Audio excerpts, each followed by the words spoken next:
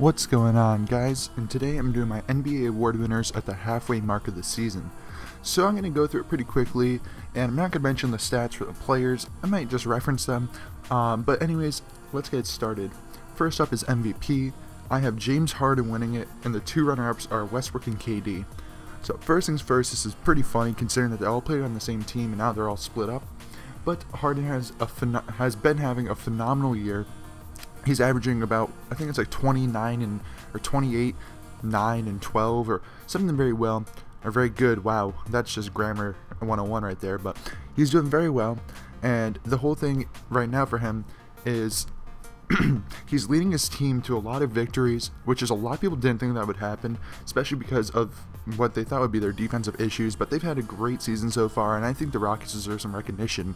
Westbrook, I put him second just because of the triple-double factor.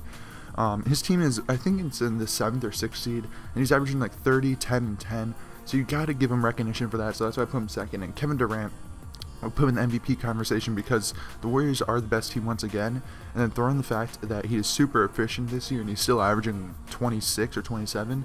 I think he deserves some recognition. And plus, he's been a really good defensive player. All right, next we're doing Coach of the Year. My first Coach of the Year, and the guy who definitely should win it, is Mike D'Antoni. Mike D'Antoni has had a great season. Him and Daryl Morey patched up together perfectly to build a great roster on James Harden, bringing him back to the 7 seconds or less Suns type of era.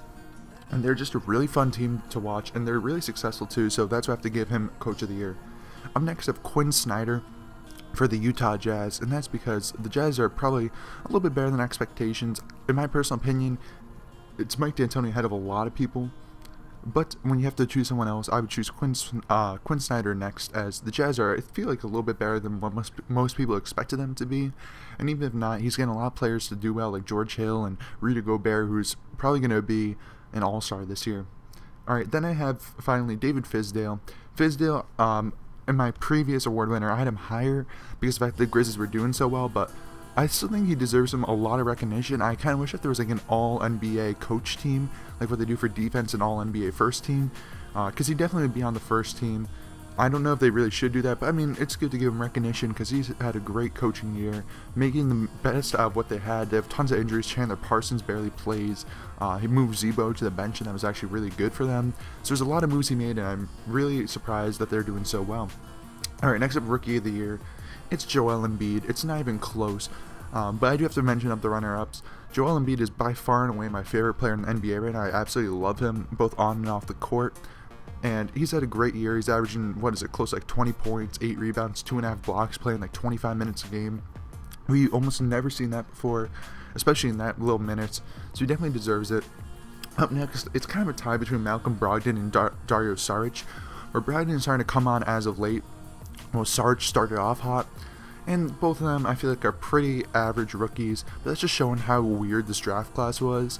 For the top 3 Rookie of the Year guys, 2 of them weren't even in this draft, and one of the other 3 was in the second round. But regardless, Saric and Brogdon have had great years, so I think they deserve some sort of recognition. Alright, next up is 6th Man of the Year, and I give it to Eric Gordon. So this is the 3rd award that the Rockets would win. But Eric Gordon has had a phenomenal season. He's a borderline all-star. He won't get it because of how deep the guards are in the West. But I think if he was in the East and there was a lot of injury reserves needed, maybe like 2 or 3, I think he could possibly sneak in. Kind of like what happened to Kyle Korver when the Hawks had a 60-win season. He's had a phenomenal year, and a lot of people, including myself, was really confused by the signing because they already had James Harden. I was like, why are they getting another starting caliber shooting guard? But I mean, Mike D'Antoni did a great job putting him on the bench and even sometimes starting him next to Harden, and they've had a phenomenal season, so I'm happy not only for the Rockets but also for Eric Gordon. Up next, I have Zach Randolph. I mentioned him earlier, and this is another interesting move where they started JaMychal Green instead of Zach Randolph, and Randolph has had a great year. He's not put up his 20 and 10, but he's put up pretty decent numbers. I believe last time I checked he was like 14 and 7. I need to check it up on my own, just so I don't go crazy not knowing what it is, but he's basically putting it up like a poor man's 20 and 10 because he's not getting tons of minutes, but he's averaging 14 and 8. My bad. But he's having a great season off the bench. He's not really efficient, but the thing is, at this point, he's a great spark to have off the bench, And also going off the bench too, this isn't going to be my 6 Man of the Year vote. If I had a vote, I'm just a YouTuber. I would definitely have Vince Carter in there too. That's love for the Grizzlies and love for Vince Carter, as Vince Carter is one of the most entertaining players there ever was. And throwing the fact that he's, 40 years old now and he's still relevant off the bench, so I think he deserves some sort of recognition. Not 6 Man of the Year, but, at the year end when people talk about some storylines, I think he should be brought up a little bit. Alright, next up I have Defensive Player of the Year. So first I have Draymond Green, followed up by Kawhi and Rudy Gobert. So Defensive Player of the Year is pretty hard to judge. However, I think that Draymond deserves it this year because of the fact that they don't have Andrew Bogut anymore, and their starting center, and Zaza Pachulia, isn't really a defensive stud. He's decent defensively, but he's no Andrew Bogut. The whole thing was the reason why I couldn't for the past 2 years when I chose or thought of who deserves Defensive Player of the Year, I always gave it to Kawhi because of the fact that I feel like Kawhi, he had a good system defense. I mean, Tim Duncan was one of the greatest defenders of all time, but it was a whole system defense, but he was the one who stood out. While for the Warriors, they too had a system defense, but the thing is they had Andrew Bogut who locked down the middle. Now he's convinced, well, they already have a good defensive player, and I think that Draymond relies on it too heavily, while Kawhi is not the one who relies on it. I don't know how to exactly articulate it, but if you're kind of following, I felt like Andrew Bogut was a huge reason why they were so good, and that Kawhi surpassed Tim Duncan's effectiveness. That was my whole thing, but since they lost Andrew Bogut and they're now starting Zaza Pachulia, I feel like Draymond has really shown that he is a legitimate Defensive Player of the Year candidate. This is no slight to Kawhi, where I still think he definitely deserves a lot of recognition as he's still locking up everyone. Last night he had a phenomenal game against the Cavaliers where he also dropped 41 points. But the whole thing is, I think he deserves more recognition in terms of Draymond. I don't like him at all. So I think he would win it this year. I talked about Kawhi, and then Rudy Gobert is one of the best defensive bigs in the NBA. He's probably the best defensive center. I think it's Porzingis and Embiid are both higher at rim protection percentage. However, I still think that Gobert is the most effective. If you wanted a guy down there, I would definitely probably choose Gobert defensively over those guys, even though I love Embiid, just because of the fact that he can play more minutes than Embiid, and he's less... Not even, but he plays a lot more minutes because he doesn't have to rest and he doesn't have a minutes restriction really.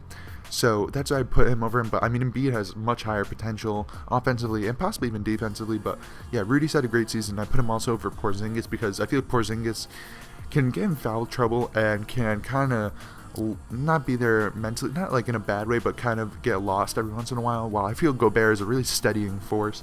So I have him third on my Defensive Player of the Year. Alright, finally for Most Improved Player, this has to go to Giannis. Now, this is really hard to think of anyone else because Giannis has had such a phenomenal leap every year he's been in the league. I believe every year he's increased his points per game, maybe even rebounds per game, every like mini stat, every counting stat. So he's definitely improved a lot, but I really couldn't think of anyone else. So yeah, this year he's averaging about 23 points, 9 rebounds, 5.5 assists, and almost 2 steals and 2 blocks. All those numbers seem to be increasing every year ever since he's gotten to the league. Actually, yeah, literally everything has gone up, which is really surprising. You almost never see that. So I think he definitely deserves a lot of recognition this year, and I think he is easily the most improved player. He still hasn't put in a 3-point shot into his game, which is funny because his rookie year he was a solid 3-point shooter. But the thing is, he wasn't taking a lot of threes. But at this point, I think he's developing extremely well, and I think he definitely deserves Most Improved Player, as well as maybe All-NBA second or third team, as he is already starting the All-Star game. Now, as I had to choose someone to have a backup or a runner-up, I chose Jabari Parker on the Bucks as well, because Jabari has been developing a lot better than most people expected. I always thought Jabari Parker would be like a 20-point scorer, but I thought it would take him much longer until he's maybe like 25, 26 years old. Because the thing coming out of Duke, he was a really special scorer, but I thought it would take him a while. He's only 21 right now, and considering the fact he had that horrible, his ACL injury? I believe, yes. He tore his ACL his rookie year, and I thought it would take him a much longer time to come back. Regardless, he's having a great year. That one thing with him is that most people thought he wouldn't be a great shooter coming out of Duke, because he started his career about 25% from deep, but he's shooting over 40% now from deep, and he's averaging over 20 points. He's just a really good player to have on your team, and I'm pretty sure the Bucks are really happy they picked him up. So I think he deserves definitely to be on this list for Most Improved Player. And yeah, so those are my award winners. I know I didn't do Executive of the Year, but basically I would give it to either, actually just give it to Daryl Morey.